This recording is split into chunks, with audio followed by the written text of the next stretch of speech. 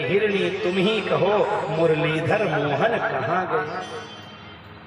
हिरणों से पूछ रहे हैं, जंगल के वृक्षों से पूछ रहे हैं, और बेपीर बनो मत नंद लाला, हम व्याकुल अश्रु बहाती हैं, अपराध हमारे क्षमा करो, कर जोड़े शीश झुकाती हैं, कर जोड़े शीश झुकाती हैं। हे प्रभु, हमसे अपराध हुआ है, हम आपके स्वरूप को नहीं समझ सके, हम आपके स्वरूप को न जान सके, हमको वृथा अभिमान हो गया।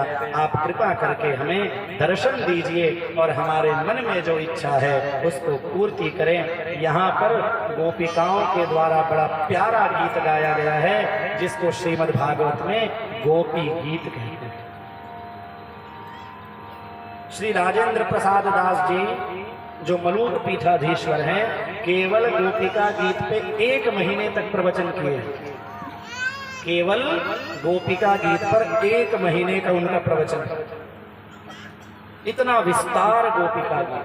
लेकिन हम किन्हीं 1-2 श्लोकों का अर्थ अवश्य जानेंगे, और उसके बाद महारास में जब हम प्रवेश करेंगे तो बड़े भाव से भजन के माध्यम से हम महारास का आनंद लेंगे।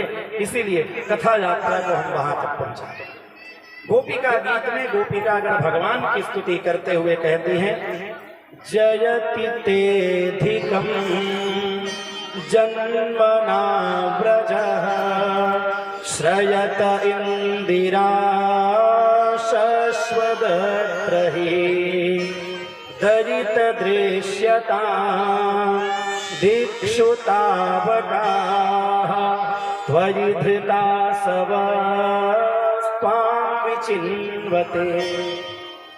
गोपिकागण कहती हैं, हे प्रभु, जरति तेधिकं जन्मना ब्रजः, जब से ब्रज में आपका जन्म हुआ है, जब से आप ब्रज भूमि में पधारे हैं ना, अधिकम जयति, ब्रज की शोभा अत्यधिक हो गई है, शोभायमान हो गई है। क्यों? क्योंकि जब से आप आए हैं, श्रयत इंदिरा शश्वत अत्र ही, कहते हैं श्रयत इंदिरा, और इंदिरा कहते हैं माँ लक्ष्मी को।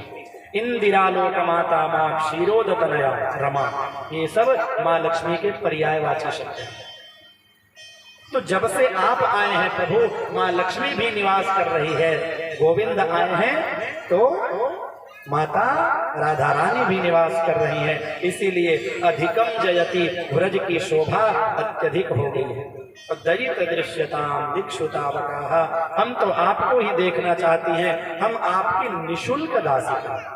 यहाँ निवेदन करते हुए कहती हैं, सूरत नाथ ते अशुल्क दासिका वरद निघ्नतो नेह किं वधः। कहते हैं, प्रभु, हम आपकी अशुल्क दासिका, अर्थात हम आपके लिए कुछ भी करती हैं, उसका वेतन हमको आपसे नहीं चाहिए, हम आपकी सेवा में निस्वार्थ भाव से लगे। जब भगवान अंतर्धान हुए हैं तब गोपिकाओं का अभिमान दूर हुआ है। अब कह रही हैं कि हम आपकी ऐसी दासिका हैं जो सेवा के बदले कुछ नहीं लेना चाहिए। और गोपिकागण कह रही हैं, वरद निघ्नतो नेह किं वधः, केवल अस्त्र शस्त्रों से ही किसी को घायल करना घायल नहीं होता। जब आप तिरछी छटा से हम सबको देखते हैं ना, तो क्या ये हमारा वध नहीं है? आपके स्वरूप को देखकर तो हम मारी गई हैं, और आपके बिना हम जीवित नहीं रह सकते। यहाँ पर गोपिकागणों से प्रश्न है कि यदि आप जीवित नहीं रह सकती तो विलाप क्यों कर रही हो, प्राणों का त्याग कर दो। यदि आप कहती हो कि भगवान के बिना नहीं रह सकती तो फिर जीवित क्यों हो, तो गोपिका कहती है, तव कथामृतम तप्त जीवनम कविभिरीडितम कल्मषापहनम। कहते हैं, तव कथा अमृतम, हे प्रभु, हे गोविंद, हम आपके विरह में प्राणों का त्याग करना तो चाहती हैं, लेकिन आपकी कथा रूपी अमृत का जब हम गान करती है ना, तो उस कथा रूपी अमृत का पान करने के बाद हमारे शरीर से हमारे प्राण नहीं जाते। यही भाव माता सीता ने बताया है कि आपके नाम रूपी अमृत को मैं धारण करती हूँ तो प्राण जाहि ही बार। हे प्रभु, आपकी कथा रूपी अमृत का मुझे आश्रय है, इसीलिए मैं अपने प्राणों का त्याग नहीं कर पा रही हूँ। गोपिका भी यही कहती हैं, तब कथामृतम तप्त जीवनम कवि भीरीरितम कल्मषापहम। आपकी कथा समस्त पापों का नाश करने वाली है प्रभु, इसलिए हम शरीर नहीं त्याग कर पा रहे। तब कथामृतम तप्त जीवनम, आपकी कथा रूपी अमृत का ही हम सेवन कर रही हैं। आप हमें दर्शन दें, आप हमें दर्शन दें। बार बार भगवान से विनती कर रही हैं गोपिकागण। उसके बाद भगवान ने जब देखा कि गोपिका गणों के अंदर अब किसी प्रकार का अभिमान नहीं है, तो भगवान पुनः उनको दर्शन दिए हैं। अब भगवान श्री कृष्ण सभी गोपिका गणों के साथ महारास करेंगे, और जब महारास कर रहे हैं तो उस समय सुखदेव जी महाराज पुनः जो शब्द प्रयोग कर रहे हैं वो द्रष्टव्य है, योगेश्वरेण कृष्णेन। अब यहाँ जो श्री कृष्ण है वो कोई साधारण नहीं है, योगियों के भी ईश्वर हैं। योगेश्वरेण कृष्णेन तासाम मध्ये द्वयोर्द्वयोः।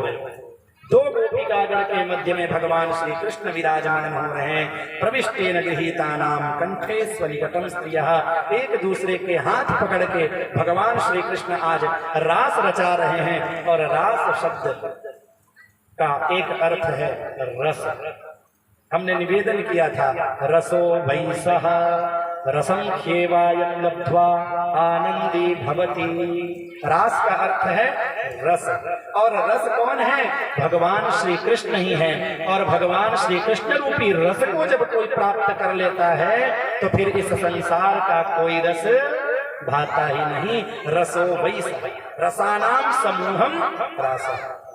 रसों का जो समूह है वही आज रास हो रहा है। भगवान श्री कृष्ण गोपिकागण के मध्य में नृत्य करते हुए महारास प्रारंभ कर रहे हैं। आइए हम सब भी मानसिक रूप से भगवान श्री कृष्ण के साथ रास कर रहे हैं, उनकी भक्ति कर रहे हैं। ऐसे मन से भजन के माध्यम से रास रचो है कहते हुए, झूमते गाते हुए रास कथा को श्रवण करेंगे, क्योंकि कथा यात्रा बहुत है और समय लगभग अब होने को